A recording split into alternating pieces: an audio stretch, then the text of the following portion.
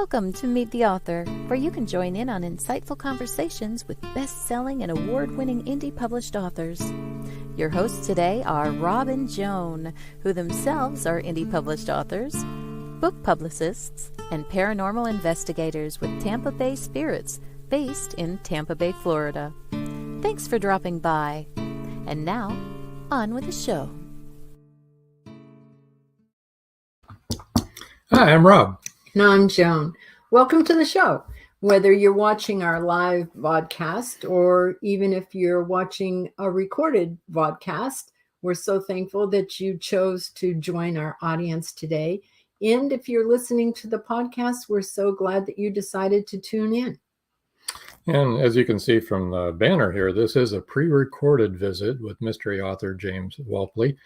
And there will be a book giveaway during this show, so make sure you enter it. Yes. If you're watching this live on Wednesday night. And I'm sure he'd be happy to hear from you anytime. Yeah, if you want to we'll give you all that info. We'll give you all the contact information. I want to remind everybody to tune in after this show, after this broadcast, to listen to the Voice of Indie podcast on blogtalkradio.com with hosts Beam Weeks and Gary G's. It's a great show, more interesting authors that they interview there, and they're a lot of fun. There's even a phone number when you go to blogtalkradio.com that you can call, and you can actually ask questions and be on the show, asking questions of the author or Beam and Gary. Or you can go to Twitter. And you can go to Twitter to the Fresh Ink Group, at Fresh Ink Group. Is where their Twitter is, and their pinned tweet is the one you want to look at, and that tells you how to get onto the podcast. Yeah, Beam is usually in the audience and able to tell us that because I forget every time. So, but we have no trouble calling into their show afterwards. Are we reading anything right now we want to talk about? I'm reading a lot of things. I wouldn't mind talking about. This one here is the Great Peanut Butter Conspiracy, book 5. I think it's book 5 in the Magnolia Bluff Crime Chronicles by Cindy Davis. That's the one I'm currently looking at. And just the title tells you it's good. Yeah. It's the whole Magnolia Bluff thing is great. I'm reading Linda Pirtle's Mahjong Murders right now. Oh, okay. On ebook. I do ebooks. He does. I do the hardbound, or the paperback, I should say. Not hardbound. Yeah. All right. And speaking of, we've also enjoyed this book by Stephen G's. What's the title on it? It's Papala Skies. And also Beam's book. I've got that around here someplace. And that, I really like that book too. One of them there. It might be in the other room. Slivers of Life. Oh, there it is. Slivers of Life. I think that's this is good. Slivers of Life by Beam Weeks. Both really collection of short stories. Well, actually, all those books are well-written books. Oh, absolutely. Enjoying them all. Don't have enough time to read them all, but we're getting through them. We have to go camping more often, so we have more time to read. Yeah. And then write as well. So before we get any further I should mention George's books, too. Okay. Because where did it go? See. It was here a minute ago. I know. I have a lot of books from. Here we go. There it is. That one's Siren Song 2. Being made into a movie, and there will be 2 movies and a series, hopefully. Right. Yeah, Siren Song 1 is being made into a movie right now, but there's a deal, I guess, for 2 more movies, and it's going to be great. Or maybe 1 movie and a series. Yeah. Two movies in a series. It can change a dozen times between now and then, but it's a happening thing. Yeah. So why don't we introduce our guest for tonight? And talk about his books. And we would like to welcome James WELPLEY. Hello, James. Hello, Rob and Joan. Thanks for having me. Thanks for being on the show. Joining us. I mean, if we didn't have any authors want to be on the show, we wouldn't have a show. That's hard. That would be difficult. I mean, you really don't need an hour. No, I think people would get very tired of Nobody that. does. Yeah. Why don't you tell us a little bit about yourself and why you decided to start writing? Why I decided to start writing. I grew up in Central Texas, and when I was in about high school, my brother was trying to get into the acting community here, and the acting film community was really, really big at that time. A lot of things were being filmed here. So he would bring scripts home for parts that he was reading, and he read for some pretty good stuff. He read for Miss Congeniality and Where the Heart Is, and things that became big movies. And just reading those scripts with him, and that really, I think, sparked it. Just seeing and holding the paper that became a movie, I think, was really inspiring for me. And I went to college and graduated with an English degree. And I think for me anyway, you could be reading the most interesting stuff in the world, but when you're studying it, it can get a little dry. And so as soon as I graduated and I wasn't sort of forced to read these things anymore, then all I wanted to do was read. And I found a newspaper article. I think it was the New York Review of Books put out a list of like top 100. I think it was just American. No, it wasn't. It was the top 100 novels ever written. And, I realized just through my course of studies, I had already read like 25 of them. And so I just resolved to kind of finish that list. And so I was picking up things like, Portnoy's Complaint and Sister Carrie, and books I probably would have never picked up on my own. And then you start finding just authors that you really like, like John Updike and Kurt Vonnegut. And so I became like the voracious reader I wish I would have been in school. School would have been easier if I think I enjoyed reading as much as I did the moment I got out and the pressure was off. So you said you read Kurt Vonnegut. Did you ever read anything of Isaac Asimov, and did you like him or not so much? I have Foundation on hold at the library. I'm just getting around to realizing that I've read astonishingly little sci-fi. I read some Robert Heinlein, but I want to read Asimov. I want to go and read Dune. These really well thought of books.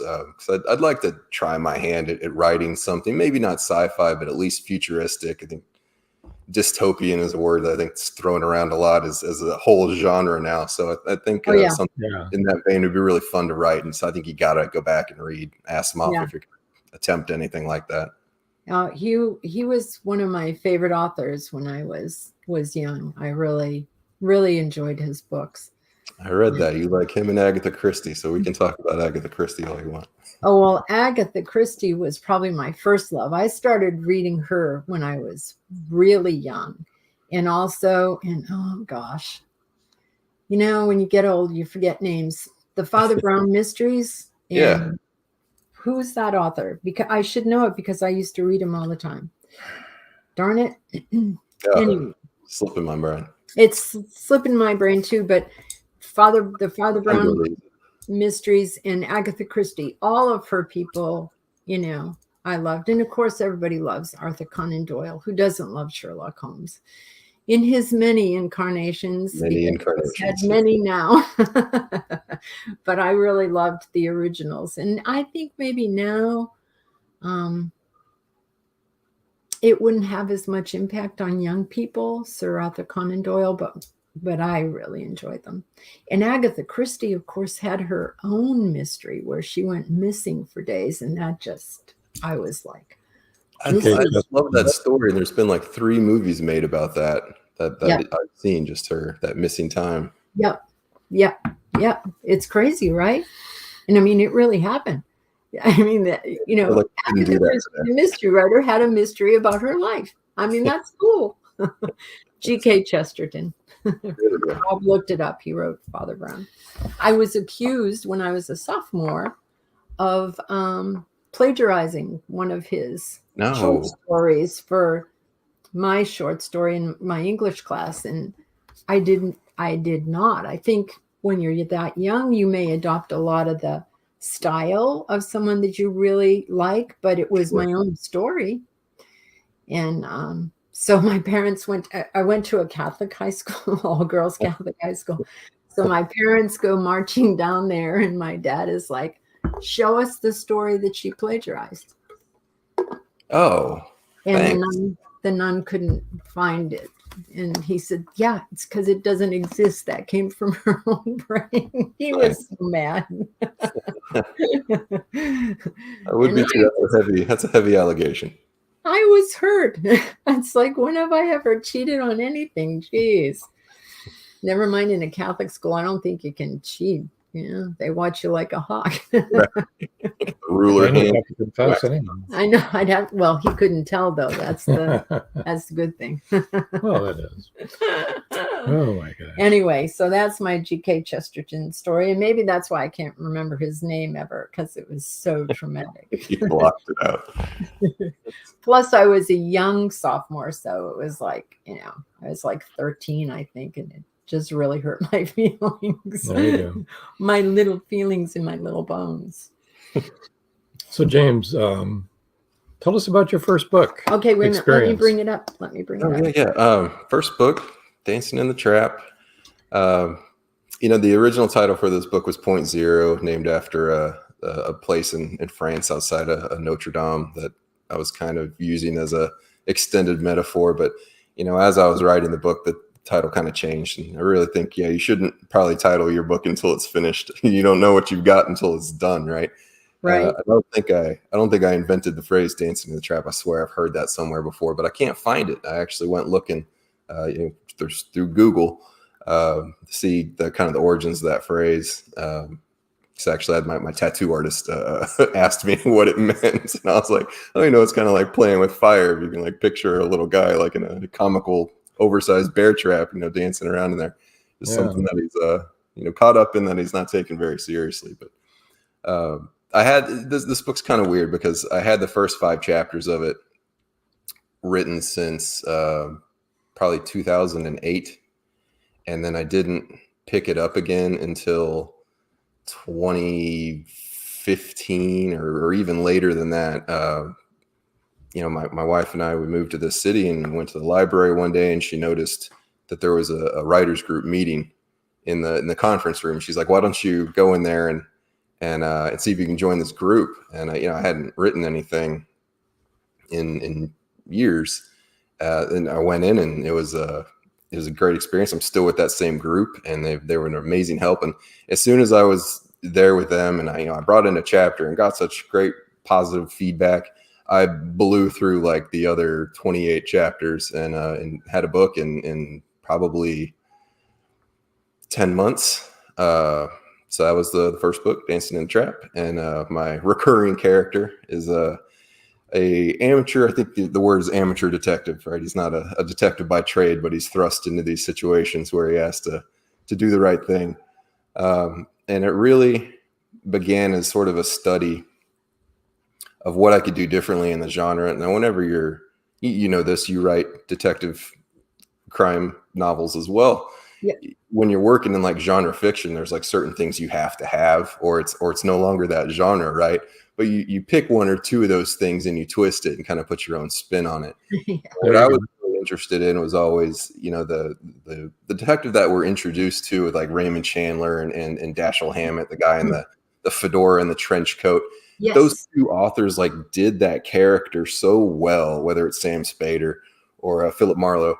Those two guys did that character so well. It's like we all feel like we know who he is. Like we feel like we know what he would do in every decision, and we know what he would order at a restaurant. So I wanted to just change that a little bit. And I thought, my hair's doing weird things. I thought, what is it that gave those men, those characters, that like unfailing moral compass? And so that was sort of where I started. And I thought, the trope that gets used all the time because it's so effective is these guys are always ex-cops or ex-military, right? So that they're very law and order oriented, but they always leave the police force, which kind of gives you the sense that there's a law higher than the law of man, right? It kind of gives you this sort of Christian, do the right thing, even if it doesn't correspond with like the written rule of man. So that's always been, I think, a device that authors have used over and over again because it's so fruitful, because it's so easy, and we kind of all know that. So I just wanted to change that a little bit. So I thought, how could a person develop an unfailing moral compass? And it really kind of leads you to where do you develop your bad habits and where do you develop kind of bigotry and maybe some of the things that you shouldn't learn. And it kind of it comes from your parents. Like I had wonderful parents and they didn't instill any of those horrible things in me. But, you know, that's probably where a lot of that stuff comes from. So I wanted to make Mickey Fairfax an orphan, and it's very important that he is an orphan. It's sort of this Oliver Twistian way that he didn't have. You know, he grew up in a Catholic children's home. So on paper, that's the perfect upbringing, right? You have like this very by the letter Judeo-Christian ethics instilled in him without being corrupted by, you know, the lesser things that a parental relationship could instill in a child, like bigotry or racism, things like that. So Mickey, was very important that he was an orphan, very important that he was raised by nuns. I wanted him to be... I feel for him. Must be a tough guy. I feel so sorry. Yeah, you said you went to Catholic school, so that's perfect. Just going to Catholic school. I can tell you right now, I'm so sorry for him. No, so did my dad. My dad grew up in Brooklyn and went to Irish Catholic school and had that upbringing, and so he was able to kind of tell me things about that, and so that was really fun. Then I also wanted him to be of the world but not educated. So I made him a former merchant marine. So he's been all around the world. He's kind of street smart in a worldly sense, but not educated. He doesn't have like, you know, a criminal justice background or anything that he can really lean on. He's just sort of legging out these problems as a rational person would. And you mentioned before that you were really into Agatha Christie, and like my favorite Agatha Christie novels were always the one that took place in kind of far off locales, like, you know, Murder in Mesopotamia or, you know, Death on the Nile, which I just remade. Death on the Nile. Right. I love that, like as a setting. And that was sort of my tweak too, where like Raymond Chandler and Dashiell Hammett's characters were really, really one with the city that they were in, whether it was Hollywood or San Francisco or Los Angeles. You know, they knew all the streets and they had contacts and knew the police, and they were so enmeshed in that city, the city kind of became a character. So I wanted to take my guy out of that environment and thrust him into like a completely foreign one. So every book's going to take place in a different city. So Dancing in the Trap takes place largely in Paris. Second book, Tenerife, obviously takes place in Tenerife. And then the third book, Toxic Blonde, is going to take place in Belgium. So a lot of these places he doesn't know sometimes even the language. So there's going to be a language barrier. He's sort of feeling his way around in the dark. If he does run into a problem with the police, it's a problem because he doesn't know them. You know, it's not he doesn't have Violets McGee and the well-known characters that you know Philip Marlowe was always running into. He seemed to know everybody. Or another one of my favorite authors, Ross MacDonald. It's like no matter what city he went to in California, he seemed to know the sheriff. He knew somebody. Yeah. You know what? I love your character already. Mm-hmm. You know your character. You do. You know who he is. And so I'm sure he's like, you know, your friend and you know everything about him. And I love that because like I said, I already feel sorry for him. You know? So if you can empathize with him. Yeah. So if you just in talking about him and you made me feel that way, people I'm sure will love your books because they're going to really understand what you're trying to say. That's wonderful. Yeah. We need to take a little break now. We'll finish talking about it. Keep that thought, keep that line of thought because it's very interesting. And we'll talk a little bit more about the other two books before we before we do all the other stuff. Yeah. So sit tight, everybody. Don't go away. We'll be right back. They thought the siren was dead.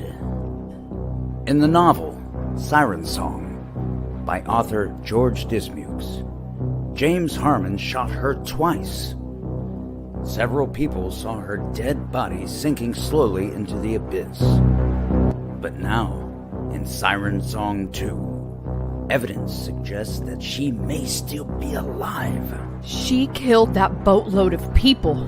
It was her! And she's just getting started! Angie, that's impossible. The cold chill up my spine tells me it's not impossible. We've got to start all over again. And this time, do it right. Siren Song 2. The story continues. Available on Amazon, Barnes & Noble, and many other bookseller websites. Get your copy today.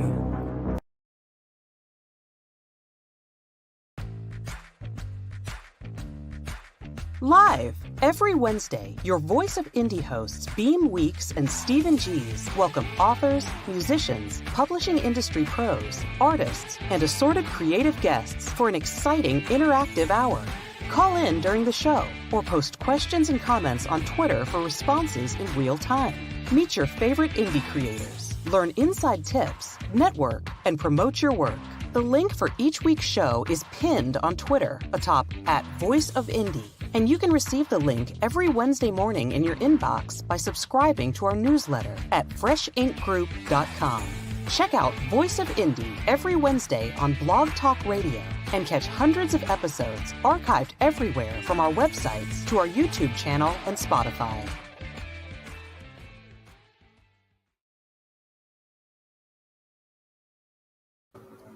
And we're back. That took a second. Let me, you talked about this just for a minute. The second book is Mickey in Tenerife. Yeah. Yes. And that's already out. And then this is just like a little promo here because this is the front and the back cover of The Toxic Blonde. But don't look for it yet, folks, because it hasn't been published yet. But we can expect that sometime next year, right? I'm hoping early next year. I'm in a good place right now, so I'm on pace. So you have your wife to thank for your ability to become a novelist because she encouraged you to.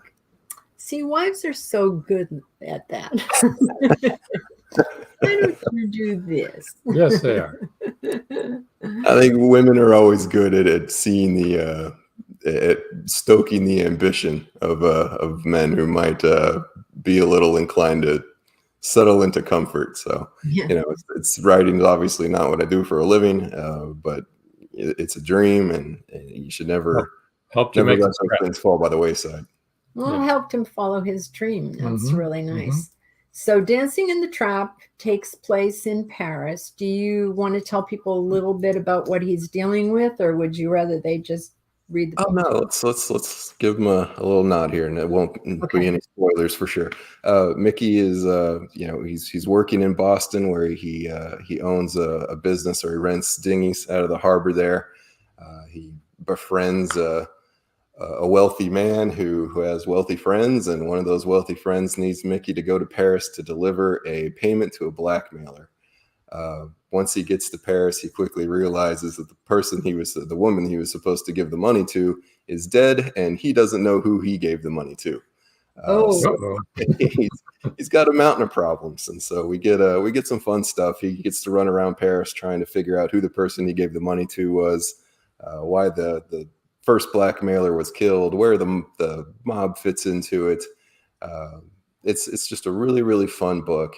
And again, kind of going back to what we were talking about before, once I got out of college and I didn't have to read anymore, and reading was really fun. Like I found Raymond Chandler. I think the first book I ever read from him was Killer in the Rain. It's a book of short stories. And it was just so fun. And from reading, literature from like Emily Dickinson and even, Roman and Greek classics, when you're studying it seems a little dry. And then all of a sudden, books were fun. And then I found detective novels, and they were fun. And that's what I wanted to write. Like, I don't have a story in me, like, my own story. I don't have a personal saga that I'm going to write and it's going to be a bestseller. I mean, I've lived a very nice life. So I've always wanted to entertain people. I thought I've always been kind of a funny guy, and I wanted to write a book that wasn't. I didn't want to write a funny book because I actually don't like farce. I don't like when people stumble across a dead body and they have like a completely ridiculous reaction to it, like it's so flippant that they're just bodies everywhere and we're not bothered by it at all. I mean, that's so it's just not a realistic emotion. There's another one.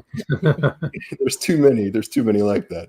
Too disrespectful to the person. Yeah, it is, and it's not real, and it cheapens human life. I mean, what's more precious than human life? And to sort of cheapen it with unrealistic emotion it's just weird to me. I can't do it. So I wanted to write a not super hard boiled, not graphic to the point where we're getting into like Jim Thompson. Boy, if you've ever read Jim Thompson, that is dark. I mean, those were written in like the 50s, and that's dark if you read it today. So I didn't want to go that dark. I have a lot of fun with words too. I mean, you read the first page of Dancing in the Trap, and you kind of get a feel for what my writing is like. I like playing with the language. I love turning a good phrase. Those are colors on your palette that you should be able to write with. I know there are people who you always hear when you're talking about style, you always hear like the classic American style, and then people always refer to Hemingway and like a super pared down style. And I think we've gotten too far to that, to where there's no beauty in the writing, and everything that people like about books now is the story or the relatability of it. And it's almost like the beauty of writing has been relegated. Like, people don't want pretty pictures anymore. They want something else. But I love the English language. I love language. I love words. I like to use them. Now, you don't want to write a sentence that sounds tortured and overwritten, but a good word goes there, then you need to use that word. But no, I think, again, anybody that goes on to Amazon, read the first 2 pages of Dancing in the Trap. You're going to see what I'm all about. And my books are fun. They're fast. They're humorous. They've got little bits of like being a travel novel in them. I think it's just a really, really fun read. Both Dancing in the Trap and Tenerife, I think, are really, really fun reads. They're definitely in that noir detective drama crime genre. You're gonna see things you recognize, and you're gonna see what I've sort of twisted. I've taken the detective out of the fedora and the raincoat, and I've put him in a pea coat and a stocking cap. So a little bit of a modern noir then, absolutely. instead of a 1940s noir. But so I think you said it all when you said you wanted to entertain, and that's why you don't want the really graphic horror things, because some people do read that for entertainment. But sure, I agree with you that I prefer your kind of entertainment.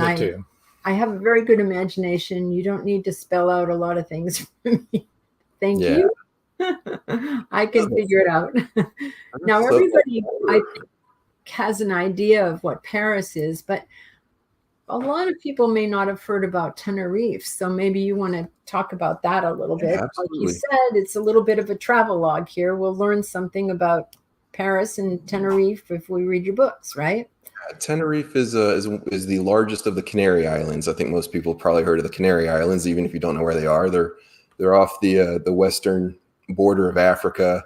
They're actually under the rule of Spain, but they are their own nation. But a little bit of that history makes its way into the novel. There's the ferry that takes people from Spain to Tenerife has been sabotaged by activists, and the activists kind of trace their roots back to the island's first people that the Spanish kind of conquered. And there's still some bad feelings there. I don't do a ton of research. I really don't, because that's not fun.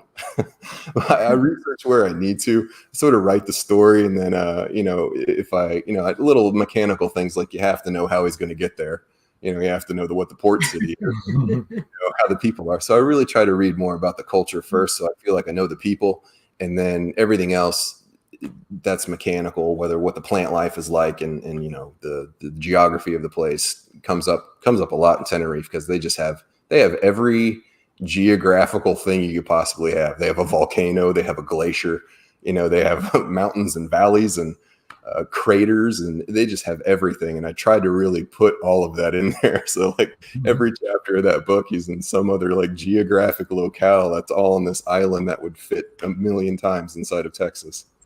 Do you know that's the truth about Yellowstone too? They have every type of geological thing that you can have, including volcano.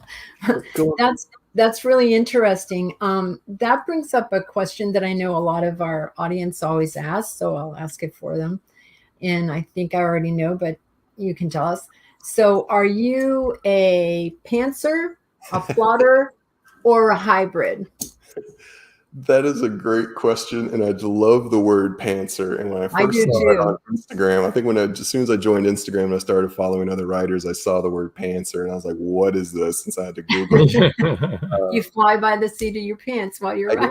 Yeah, it's a great word. I think I start as a pantser. You know, I think I probably get waist deep in a story, and then I realize to get to the end, to a logical end, you're going to have to do some planning. The Toxic Blonde, however, I really tried to have the whole thing planned out before I started writing. So you've been converted. Yeah. So Dancing in the Trap, again, I had the first 5 chapters of that written, and those were really seat of the pants. I even changed what the plot was going to be. The original plot was going to be 2 young women who were friends, who were blackmailing each other's fathers.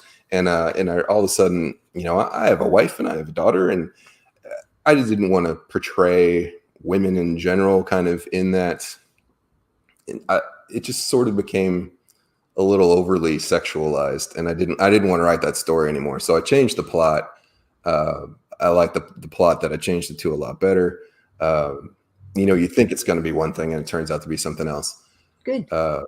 But you know, that was really fruitful for me, and again, it allowed me to avoid kind of a negative, not stereotype, but there's just too many novels written where that sexualize women in a bad way, and I didn't want to write that at all. There was no interest in me writing that. So as soon as I saw that that's where it was going, I changed it up. Tenerife, I think I had an idea.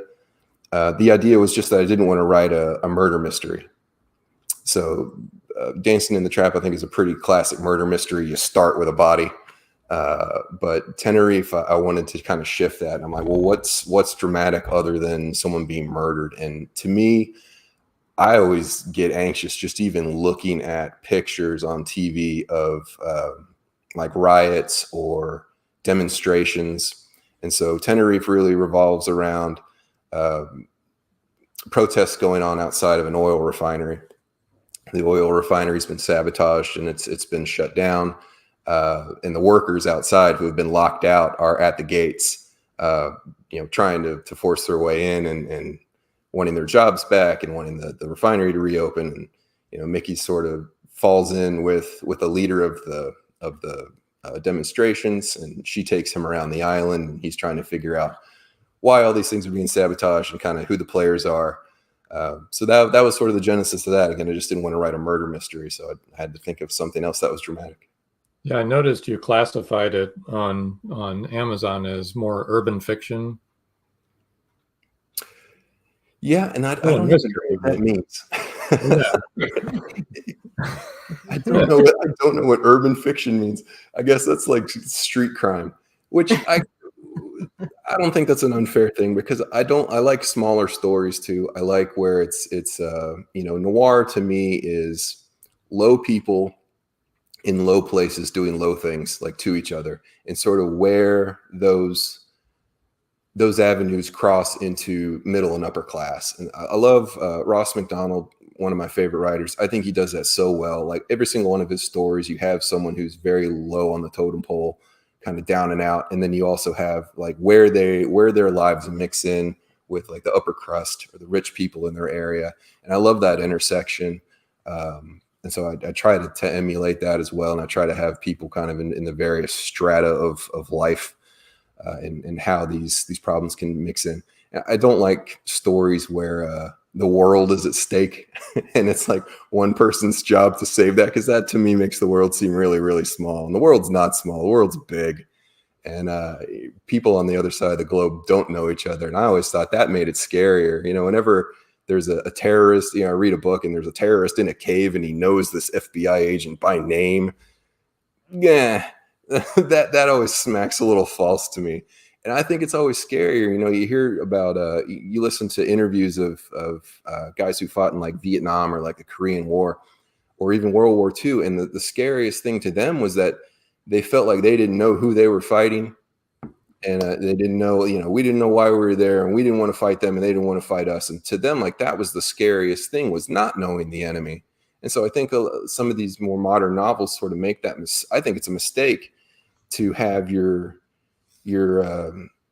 protagonist and your antagonist know each other as much as they do, to where I think it's far scarier and far more tense to have two unknown entities trying to, find each other in the dark. To me, that's much more interesting. So I knew I just wanted to keep it small, keep the crime kind of small and contained into this area with this set of people, and really try to examine more just the hurt that people can do to each other, not have it be on such a grand scale. My mind doesn't think like that. I applaud anyone who can think like that.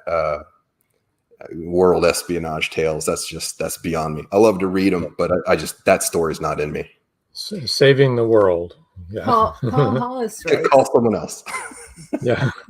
Paul Hollis writes the Hollow Man series, and it's really about world espionage. But the reason is he really did that. That's who he was. It's his life story. It's his story. Yeah. So that's different. I mean, that's someone who actually was there during, all the troubles in Ireland and all the different terrorists and stuff. And he was after one particular terrorist, he and his partner, who was an MI6 agent. So, and another thing you touched upon was my dad fought in Second World War and the Pacific Front. And he was on a small island. I don't think it was Guam, but it was probably near Guam, because he was on Guam too. But he was walking on the beach one morning, and a Japanese soldier was coming from the other direction, walking towards him. And my dad was just wanting a few minutes on the beach to clear his head, get away from everything. And he was thinking, I can't kill this man. Wow. All of a sudden it became really personal. And this young man, who was probably about the same age as my dad, who was a young man, was walking towards him. And my dad doesn't know what he's thinking. Is he going to kill me, or what's going to happen? They just walk past each other. Wow. Isn't that crazy? And that's a true story. I mean, that kind of shows what you were just talking about. It was like, these big world problems, it comes down to just real people. Yeah. That reminds me, there was a movie, and I don't remember what movie it was, but you'll probably remember it. I think it's World War II, and it's trench warfare, so maybe it's World War I. And it's Christmas, and both sides have sort of ceased fighting, and they wind up having a snowball fight with the Germans. That happened. They sang Christmas songs together and everything. Yeah, that really happened, and that was World War I. Yeah. Gosh, that's man, that's a story. And it's sad. That's not my story. It's really sad. It's like, why are we killing each other? Where are we fighting? Yeah. Well, before it's Christmas again, we do need to take another break. All right, and then we'll have to tell you how to get in touch with him and about the book giveaway. And so stay tuned, everybody. Just a word from our sponsors real quick. Many secrets are hidden within the darkness of the jungle. Behold, this one about a man, a woman, a black jaguar, and an ancient Maya legend. Two Faces of the Jaguar is a novel by George Dismukes that will take you deep into the jungle and capture your imagination until the last word. Two Faces of the Jaguar is book one of a trilogy. Two Faces of the Jaguar, where only the adventurous dare to read. Two Faces of the Jaguar, The Lost City, and The Jaguar's Quest are available on Amazon.com, Barnes & Noble, and many other bookseller websites. Two Faces of the Jaguar, the book people are talking about. Get your copy today.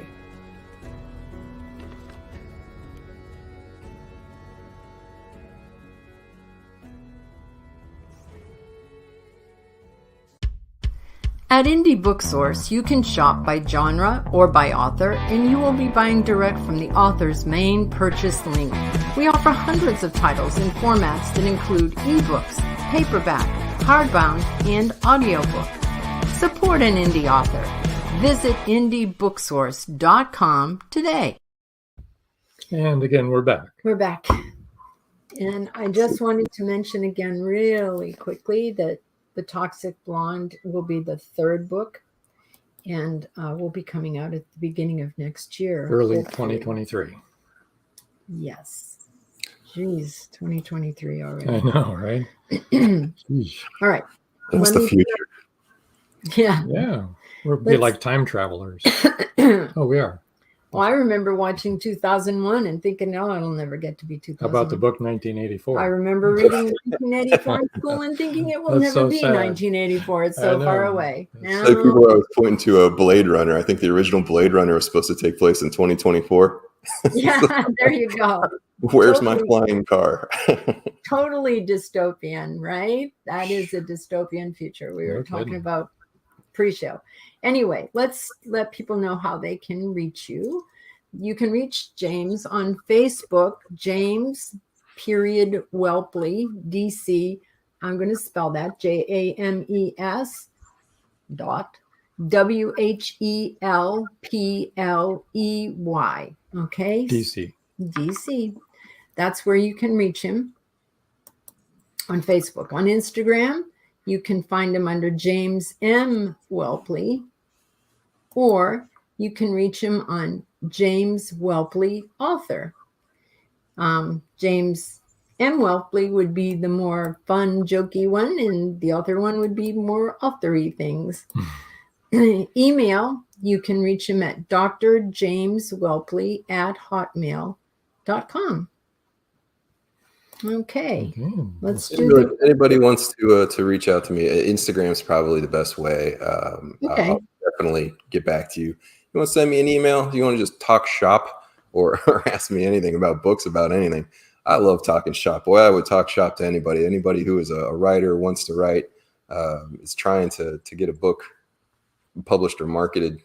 Yeah, let's talk, because this is great. This is the most fun, like, fulfilling thing outside of my marriage. It's like a two-way street too. You benefit as well as they do. You know? Oh, I got tons to learn. God, there's probably an 18-year-old kid out there who knows more than I'll ever forget about writing. As a matter of fact, stay on after we end the broadcast, and we'll give you the names of a bunch of people in Texas. Yeah, a bunch of authors that we know. Or we didn't say it before, but James is in Texas himself, New Braunfels, I believe. Yes, sir. That's in that area, Central Texas, South Central Texas. Okay, the book giveaway. Everybody's already seen that, and they're hopefully typing away to get to win a copy. The first 6 people to email drjameswhelpley@hotmail.com will win an ebook copy of choice. Any one of the 2 books that are published now, and perhaps even the one that hasn't come out yet, if you want to sign up for that one. And you have to wait for it, though. But, it might be better to start with the first one, but that's just me. But they do kind of stand alone, or is it a continuous journey?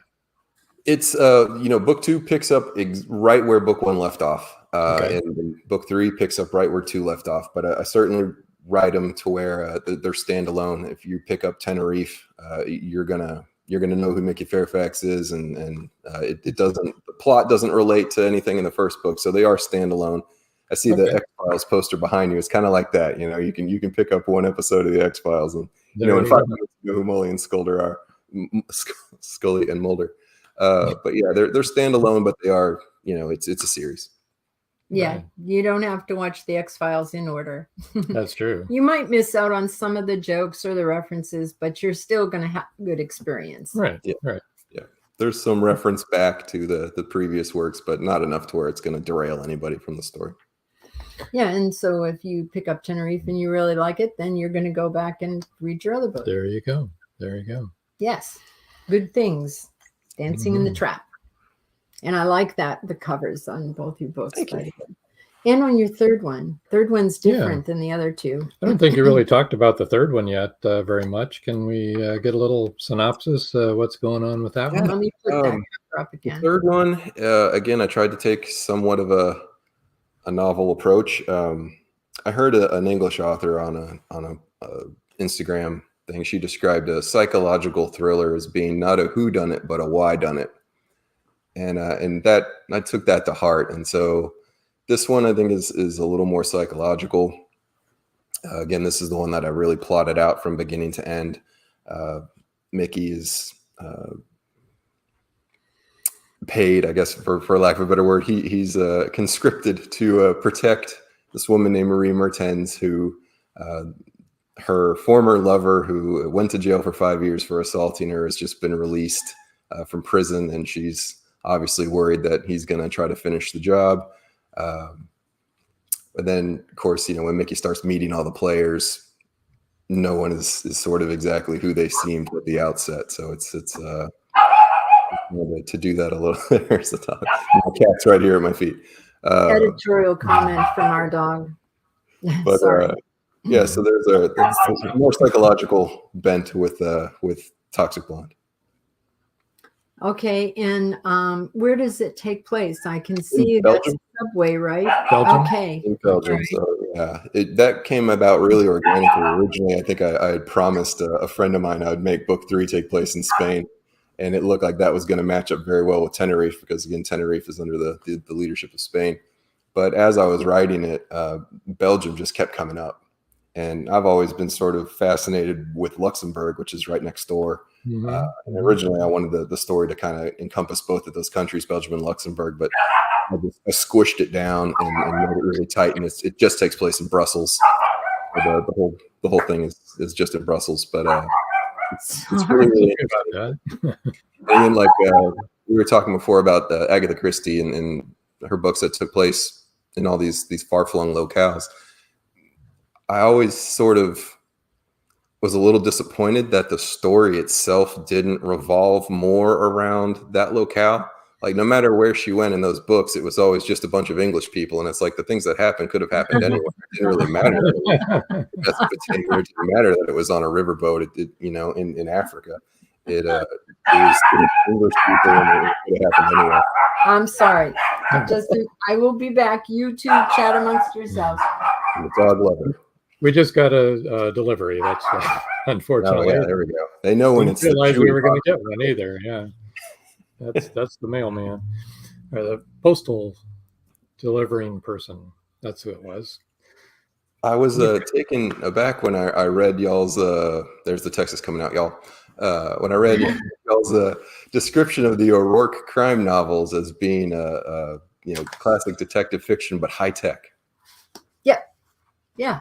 We wanted to use high tech in it and make it different, but really we based it off the Thin Man series.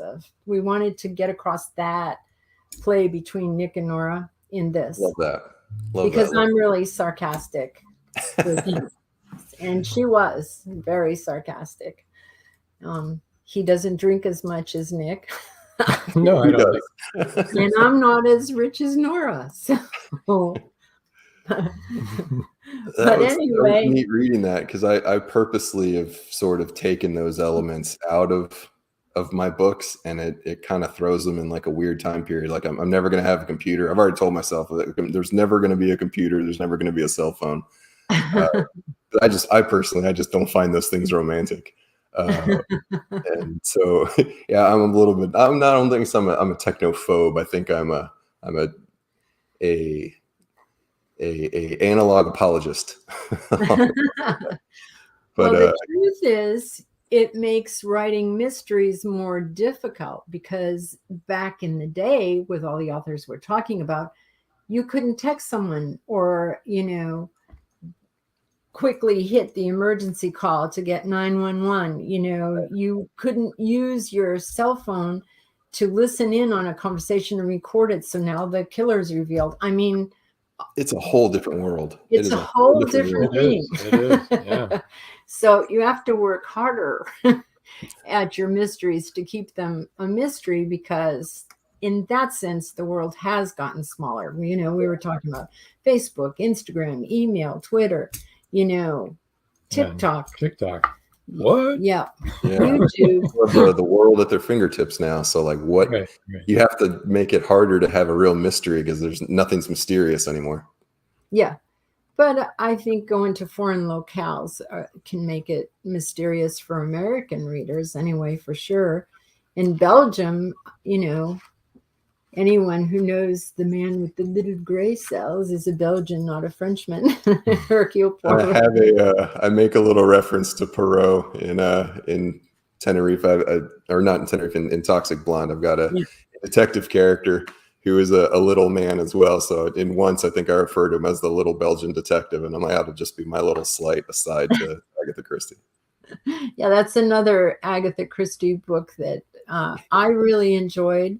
Was and now the name has gone right out of my head. The train one, Murder on the Orient Express, because of the ending. To me, when I read that ending, that was the first time I'd ever read a book that ended that way. And of course, now it's been used a lot, but it was like, oh my gosh.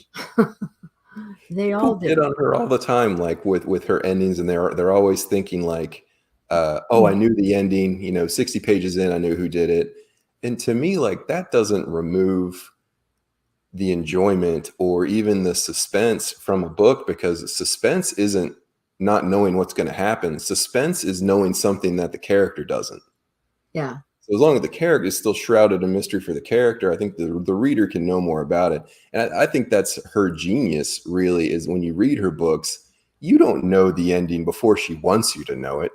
Like, she's put all those things in there for you to come up with it.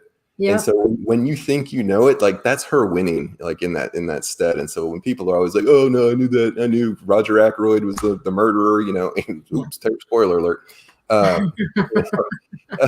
That's not a detraction to me. That's her genius.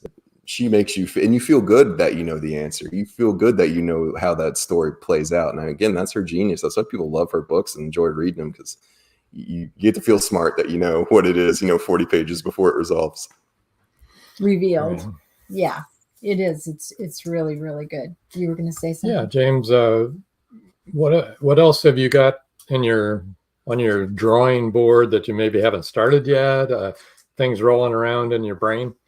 Yeah, there's a lot. Just being on Instagram, you see so many authors right now. The genres that seem to be hottest are horror and sort of dystopian things. And I've always been fascinated with werewolves, and I don't think it's anything that's been done well enough yet. Like, I haven't read or seen any werewolf movies that I thought, like, that's the penultimate werewolf movie. No one's ever going to be able to do it better than that. Dracula and vampires that have been done to death, ironically. I don't think anyone's ever given werewolves like a good, fair treatment. So I'd really like to write this sort of an unconventional werewolf novel. I've got a couple different future novels kind of rolling around in my brain. After Toxic Blonde, I think I am going to take a break and write something else, kind of just to see if I can, really, because I'm so in that Mickey Fairfax detective vein. I think about it every day, and it's like it's me. It's me in those books. So if you read those books and you feel like Mickey Fairfax, I think you probably feel like you would know me too. So I really want to try to write a character who isn't me, and just something else. And I know I'm going to come back to Mickey Fairfax. I know I'm going to take him all around the world, but I'm going to do 3 and then try to write something else. It's good to know you're not a werewolf. It's maybe. Yeah. Missing time at night. Well, now's the time for the question that we ask everybody, all of our guests. What recommendations, advice would you have for a wannabe writer, somebody who's struggling with getting that pen and putting it to the paper for the first time? What would you say to them briefly?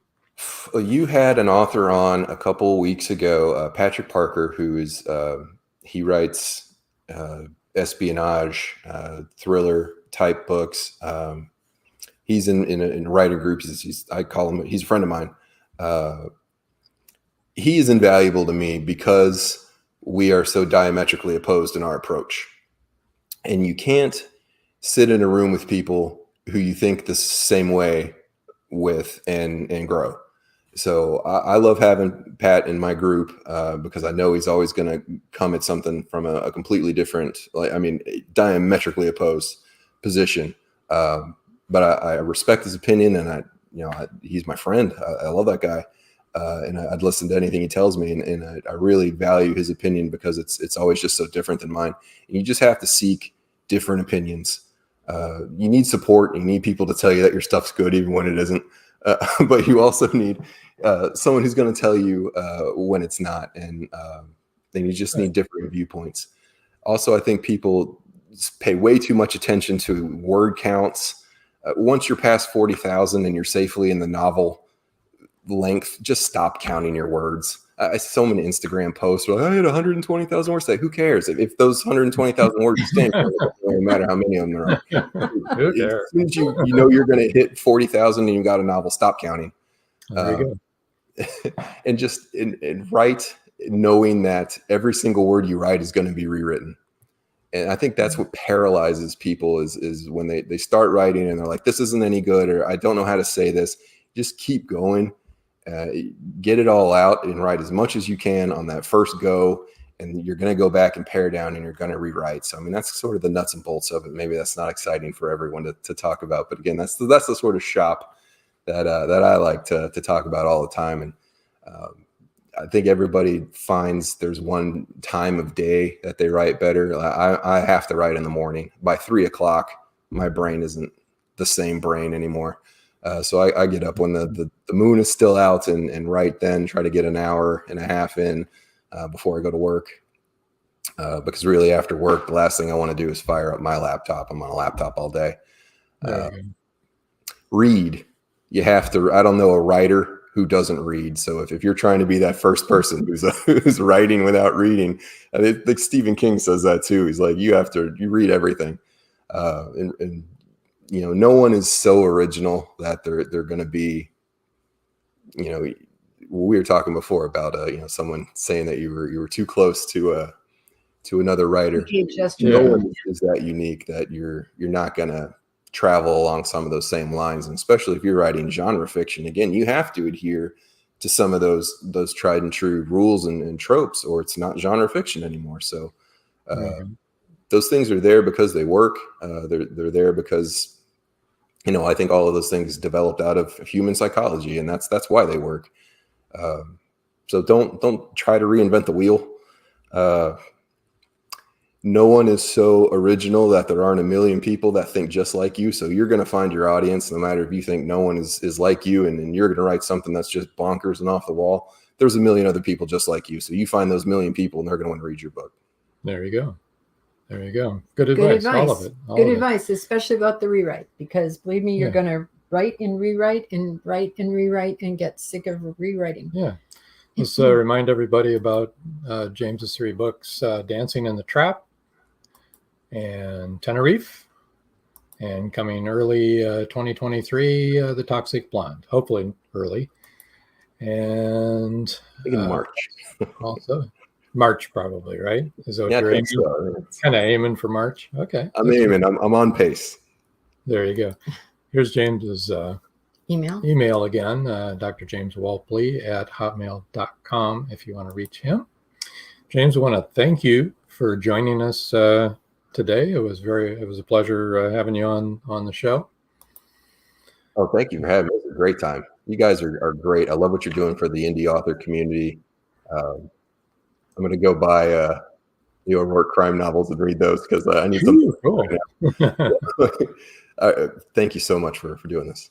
Thank you for being on the show. Thanks for being our guest. Yes, it was a great show. Going to move you over. I think the audience would be very sad that they weren't able to chime in and say what they wanted to say. Yeah. So speaking of which, when you watch this show, lots of times we, as those of you who watch the show know, we travel. And while we can't do a show because we're usually in a trailer, then we are able to watch it though, and we can answer some of your comments. We can forward them over to James. So go ahead and comment. And September is a particularly time that we're going to be not here. So you're going to have a couple more following this broadcast. that are pre-recorded. But go ahead and comment. They're all new episodes. They're all brilliant people that we're talking to. So tune in and enter book giveaways. They're going to be happening. This coming Saturday, September 17th, we'll have episode Rewind, 5:30 p.m. Eastern Time here in the U.S., right where you're watching right now. It's episode 42 is Genaro Torres Celis. Yeah. Did I say that correctly? Genaro. That was a great episode that we enjoyed him very much. He's very personable. Next week, September 21st, we'll have a pre-recorded visit with author Shaniqua Karanja. Oh, yeah. She's a children's book author, and she wrote The Nursery in the Sky. Then coming up October 5th, which isn't that far away from now, is Magnolia Bluff Crime Chronicles Reveal Part 3. Yeah, the last 3 of this first Magnolia Bluff series. Yes. And it's Linda Pirtle, Kelly Marshall, and Jinx Schwartz. And their books will all be coming out in October, November, and December, respectively. So tune in to find out more about Magnolia Bluff, little town in Texas there. Made up town. Well, it's a made up town, but town. it's still a town, right? It's like Midsummer. You wouldn't want to live there. You'd likely end up dead. That's true. So do you have anything else you would like to impart? No, I think I've said it all. I think we have said it all. So until next time. That's all, folks. Good night. Thank you for joining us here on Meet the Author. Make sure you stay up to date with our show by clicking like, follow, and share. And you can find us on Spotify, iTunes, and more. See you next time on WLFE-DB.com.